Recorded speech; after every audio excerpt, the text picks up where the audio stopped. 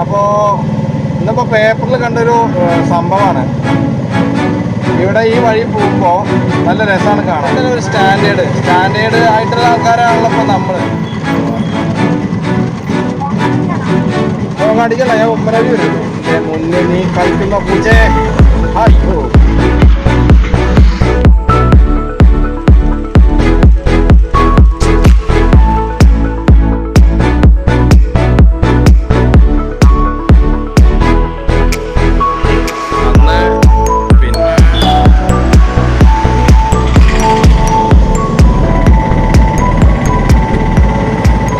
നമസ്കാരമുണ്ട്. ഞാൻ ഈ വഴി ഈ റോഡ് ഒരു വട്ടം കാണിച്ചതാണ്. അപ്പോൾ ഇന്നത്തെ കാര്യം എന്താ വെച്ച് കഴിഞ്ഞാൽ, നന്നായവൻ്റെ കൂടെ നീ നന്നായി നിൽക്കണം, അല്ലെങ്കിൽ നന്നാവാനുള്ള സമയം നിനക്ക് കിട്ടില്ല. പിന്നെ രണ്ടാമത്തത്, ഇരിക്കണതിൻ്റെ മുന്നേ, നമ്മൾ ഇരിക്കുന്നതിന് മുന്നേ ഒരിക്കലും കാല് നീട്ടരുത്. അതിപ്പോൾ ആരപ്പം നീട്ടുകയല്ലേ, അങ്ങനെ നീട്ടില്ല എന്ന് എല്ലാവർക്കും അറിയാം. പക്ഷെ നീട്ടുന്നുണ്ട്. ഇപ്പോൾ ഇരിക്കുന്നതിൻ്റെ മുന്നേ പലരും ഇപ്പോൾ കാല് നീട്ടിക്കൊണ്ടാണ്, അതാണ് ഇപ്പോൾ പെട്ടെന്ന് വീഴുന്നത്. പിന്നെ നന്നായവൻ്റെ കൂടെ നന്നായി നിൽക്കണം. അതിപ്പോൾ ഞാൻ നന്നായിട്ടില്ല നിൽക്കണം, ഇയാണ് നന്നായിട്ട് നിൽക്കാത്തത്, അതല്ലേ ഈ ഇങ്ങനെ. എന്നാൽ അതുമല്ല, അതും ശരിക്കും നന്നായിട്ട് ആരും നിൽക്കണില്ല, ഒക്കെ ഇരിക്കണതിന് മുന്നേ കാല് നീട്ടാണ്. അപ്പോൾ രണ്ടും നിങ്ങളൊന്ന് അങ്ങോട്ടും കൂടി ഒന്ന് കൂട്ടിയും കുറച്ചും നോക്കിയാൽ ശരിക്കും ഉത്തരം കിട്ടും കേട്ടോ. അപ്പോൾ ഇന്നിപ്പോൾ പേപ്പറിൽ കണ്ടൊരു സംഭവമാണ്. ഇവിടെ ഈ വഴി പോകുമ്പോൾ നല്ല രസമാണ് കാണാൻ. ഇവിടെ ഡിവൈഡറൊക്കെ ഫിറ്റാക്കിയിട്ടുണ്ട്. അപ്പോൾ നല്ല അടിപൊളി സംഭവം, ഒരു കാഴ്ച ഞാൻ കാണിച്ചു തരാം കേട്ടോ. ഞാൻ അന്ന് പോകുമ്പോൾ ഇതിപ്പോൾ അവിടെ ചേട്ടൻ പുല്ലരിയുണ്ട് കേട്ടോ.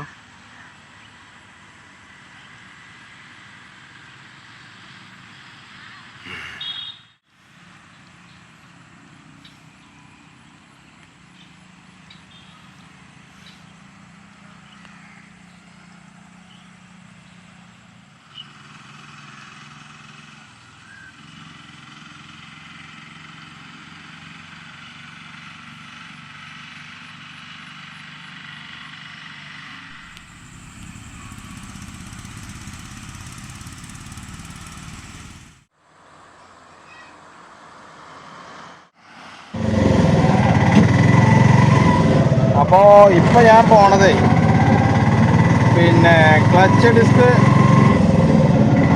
പോയിന്ന് തോന്നുന്നു. അപ്പോൾ വലി തീരല്ല, വണ്ടിക്ക് മൂവ് ആവണില്ല. വണ്ടി ഡിസ്ക് പോയാലാണ് അങ്ങനെ വരിക. വണ്ടി ഭയങ്കര ചീറല്, അതായത് ഇഞ്ചൻ വലിയില്ലാതെ ക്ലച്ച് മാത്രം കാറുക. അത് നമുക്ക് വേറെ അറിയാൻ കഴിയുമോ? അത് നമുക്ക് തന്നെ അറിയാൻ കഴിയും. നമ്മുടെ ജീവിതത്തിലുണ്ട് കേട്ടോ ആ പരിപാടി. അതാണ് ഞാൻ ആദ്യം പറഞ്ഞത്. എന്തറിയോ, നല്ലവൻ 2 പെൺമയിലുകൾ മേയുന്നു, ആണില്ല, 2 പെണ്ണുങ്ങളാണ്. അപ്പോൾ നമ്മുടെ ജീവിതത്തിൽ തന്നെ ഈ പരിപാടി ഉണ്ട്. അതാണ് ഞാൻ ആദ്യം പറഞ്ഞത്, ഇരിക്കണതിന് മുന്നേ കാല് നീട്ടരുത്. പിന്നെ നന്നാവണ ആൾക്കാരെ കൂടെ നന്നായിട്ട് ഇരിക്കണം എന്ന്. അപ്പോൾ ഇന്നിപ്പോൾ നമ്മുടെ പത്രത്തിലൊരു വാർത്ത ഉണ്ടായി, അതേമാതിരി ന്യൂസിലും കാണിച്ചു കേട്ടോ. ക്ഷേമ പെൻഷനൊക്കെ നമ്മുടെ സർക്കാർ ഉദ്യോഗസ്ഥന്മാർ വാങ്ങുകയാണ്. പാലക്കാട്, തിരുവനന്തപുരം, അതേമാതിരി വേറെ 2 ജില്ലയും കൂടി ഉണ്ട്. അവിടുത്തെ ആൾക്കാരാണ് കൂടുതൽ ക്ഷേമ പെൻഷൻ അടിച്ചു മാറ്റുന്നത്. എന്ന് പറയുമ്പോൾ എന്താണ് അവരോടുള്ള മറുപടി പറയാന്ന്? അത് നമുക്കുണ്ടല്ലോ ഒരു സ്റ്റാൻഡേർഡ് ആയിട്ടുള്ള ആൾക്കാരാണല്ലോ ഇപ്പോൾ നമ്മൾ. ആ സ്റ്റാൻഡേർഡ് കളയാനായിട്ട് കുറേ ആൾക്കാരുണ്ട്, മാഷന്മാരായാലും ഏതൊരാളായാലും. ഇപ്പോൾ വാർത്തയിൽ അങ്ങനെ കേട്ടോ ഞാൻ കണ്ടത്, മാഷന്മാരാണ് എന്ന് പറയുന്നത്, അധ്യാപകന്മാരാണ്, പിന്നെ കുറേ വേറെ ആൾക്കാരുണ്ട് കേട്ടോ, മാഷന്മാർ മാത്രമല്ല. അപ്പോൾ പിന്നെ ധനമന്ത്രി പറയാണ് 1482 ആൾക്കാർ എത്ര ഉണ്ട് ഇത്ര. അപ്പോൾ അതിപ്പോൾ അവർ ആണ് വിട്ടത്. അപ്പോൾ അത് പത്രത്തിൽ കൊടുക്കാനും ന്യൂസ് കൊടുക്കാനും. പക്ഷേ അതല്ലാതെ ഇവരെ കണക്കിലല്ലാതെ എത്ര ആൾക്കാരുണ്ടാവും? അതും കൂടി ഒന്ന് ആലോചിച്ചാൽ മതി നിങ്ങൾക്ക്. അതന്നെയാണ് ജനങ്ങളെ കയ്യിൽ പൈസ ഇല്ലാത്തത്, ജനങ്ങൾ റോഡിലേക്ക് ഇറങ്ങാത്തത്, ബസ്സിൽ ആളില്ലാത്തത്, ഹോസ്പിറ്റലിൽ ആളില്ലാത്തത്, അതേമാതിരി പിന്നെ അക്ഷയ സെൻറ്ററിൽ ആളില്ലാത്തത്. എവിടെയും ആളില്ല, എവിടെയും ആൾക്കാർ ഇറങ്ങുന്നില്ല. ഇവിടെ സൈഡിൻ്റെ റോഡിൻ്റെ സൈഡിലേ കമ്പിയൊക്കെ വെച്ച് പിടിച്ച് അടിപൊളിയാക്കുന്നുണ്ട്. ഞാൻ പിന്നെയും പറയാണ്, നമ്മുടെ കോങ്ങാട് മണ്ണാർക്കാട് റോഡ് സൂപ്പർ റോഡാവും. അപ്പോൾ എന്നിട്ടും സർക്കാരിനൊരു അനക്കമല്ല. കാരണം ഈ കുടുംബശ്രീ തൊഴിലുറപ്പുകാരില്ലേ, ഇവരൊക്കെ പണിയെടുത്ത് കിട്ടുന്ന പൈസയാണ്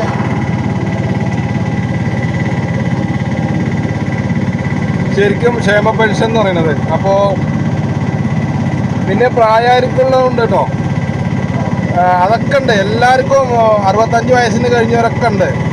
പക്ഷെ അവരെ പൈസയൊക്കെ എടുത്തിട്ട് ഇവര് പിന്നെ തിന്നാന്ന് പറയുമ്പോൾ എത്ര അല്ല, നല്ല കാര്യമാണല്ലോ അല്ലേ? അത് നല്ല കാര്യമാവുകൊണ്ടാവും അവർ ചെയ്യണത്. അവരവരെ മക്കൾക്ക് ഡ്രസ്സ് എടുക്കാൻ കൊടുക്കണത്, അവരെ ഭക്ഷണം കഴിക്കണത്, അവർക്ക് ഉടുക്കാനുള്ള തുണിയൊക്കെ ഈ പാവപ്പെട്ടവൻ്റെ കയ്യിൽ നിന്ന് കിട്ടിയിട്ട് വേണം.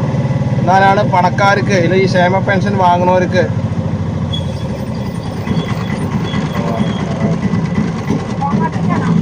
കോങ്ങാടിക്കല്ല, ഞാൻ ഉമ്മരവി വരുള്ളൂ. അപ്പോൾ പണക്കാര കാര്യം ഇപ്പം പറഞ്ഞില്ല, പണക്കാരാവണം എങ്ങനെയെന്നും കൂടി ഇപ്പം മനസ്സിലാക്കാം നിങ്ങൾക്ക്. കാരണം എന്താ വെച്ച് കഴിഞ്ഞാൽ ഇത് എന്താ അതിന് പറയുക, അതിനെന്താണ് പറഞ്ഞു വരിക എന്നറിയില്ല. അല്ലെ പിന്നെ നമ്മൾ ന്യൂസ് ചാനലിൽ പോലെ ഉള്ള വർത്തമാനം പറയണം.